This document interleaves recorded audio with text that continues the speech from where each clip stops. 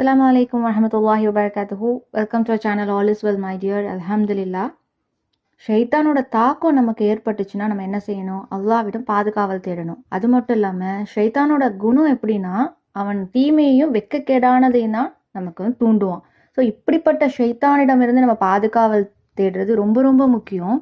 அந்த வகையில் நபி ஸல்லல்லாஹு அலைஹி வஸல்லம் அவங்க ஷைத்தானோட ஊசலாட்டத்திலிருந்து பாதுகாவல் பெறறதுக்காக சொல்லி தந்த துவாவை இன்னைக்கு நம்ம பார்க்க போகிறோம். பிஸ்மில்லாஹிர் ரஹ்மானிர் ரஹீம். ரப்பி அஊது பிக்க மின் ஹமஸாத்தி ஷயாத்தீன் வ அஊது பிக்க ரப்பி ஐன் யஹ்லுரூன். ரப்பி அஊது பிக்க மின் ஹமஸாத்தி ஷயாத்தீன் வ அஊது பிக்க ரப்பி ஐன் யஹ்லுரூன். நிறைவா பாவமான காரியங்களை ஷைத்தான் செய்ய தூண்டுனா அதிலிருந்து என்னை நீ பாதுகாத்துக்க, அவன் என்னிடம் வராமல் இருக்கவும் என்னை நீ பாதுகாத்துக்க அப்படின்னு சொல்கிறோம். அஸ்ஸலாமு அலைக்கும்.